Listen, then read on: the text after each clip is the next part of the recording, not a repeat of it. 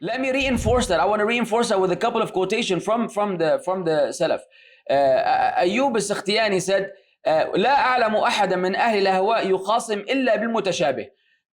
Back to the ayah we just mentioned, that he doesn't, none from the people of desires will argue except that they will use the mutashabih. So the fundamental principle is that they will always rely on something that is suspicious. Now, the righteous predecessors, they were so particular. Before even I speak about Al-Hasan al-Basri, let's go back to Ibn Abbas radiallahu anhuma. Ibn Abbas said, إن التكذيب بالقدر شرك فتح على أهل الضلالة فلا تجادلوهم فيجري شركهم على أيديكم. He said that the belying and denying the preordainment of Allah, denying decree is shirk. It's an act of associating partners with Allah, a polytheism. It's an act that contradicts iman. That has been opened up. You meaning you've been exposed to it by the people of innovation. So do not argue with them, so that their shirk does not spread through you.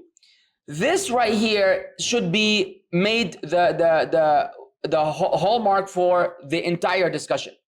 That even though you might have a point, you have to be very careful as to you not becoming the service provider and the spreader of this misinformation.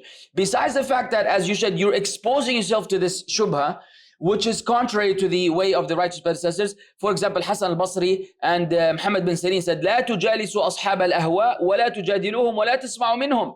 Do not sit with the people of innovations. Do not argue with them. Do not even listen. Do not even hear anything that they have to say. Do not even listen to what they have to say.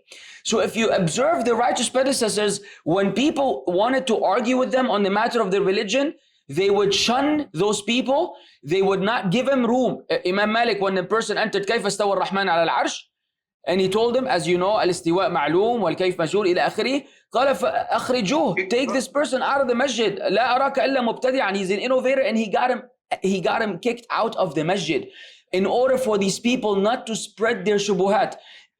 The Shaykh himself, the shuyukh themselves, Imam Shafi'i said, I've never debated an ignorant person except that he defeated me. And I've never debated a knowledgeable person except that I defeated him.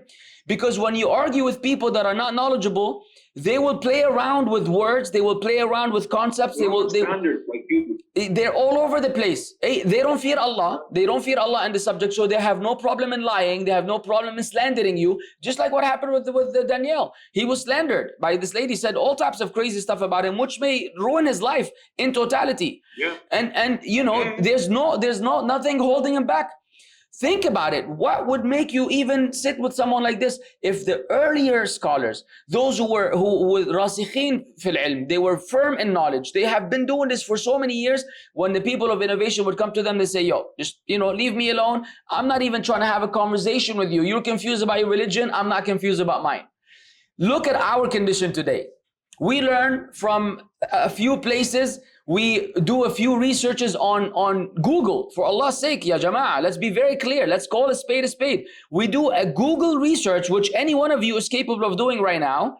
And then here we are debating some serious subjects that require a person that knows exactly what they're talking about, that knows the wajhul istidlal, how to use this evidence, for which purpose, what is applicable, what is not. There's so much in the Quran and the Sunnah that if you're not familiar with, you might wind up saying something about the deen that is actually not part of the deen, or vice versa. And let's keep it real. Those brothers who are giving those debates or engaging in those debates, even those who are knowledgeable of them, one of them, I don't want to mention his name because it always creates extra fitna when you mention his name.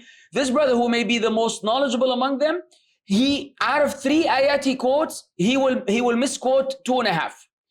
He can never give one ayah because he's always off the top of his head. He can almost never quote an ayah properly. Obviously, the audience don't know the Quran either. So even though he will distort the ayah, he will change a word, he will, يرفع المكسور ولا يفتح المدري إيش. He will change all the diacritical signs from dhamma to fatha to kasra, because this is the grammatical position of the word. If it's supposed to be, if it's supposed to be maf'ul bihi, it becomes the fa'il. If it's the object of the sentence, becomes the subject. All of these will change the meaning.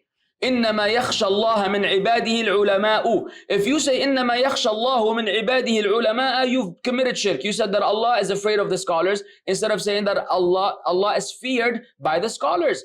Those people cannot even articulate this ayah or any ayah for this matter.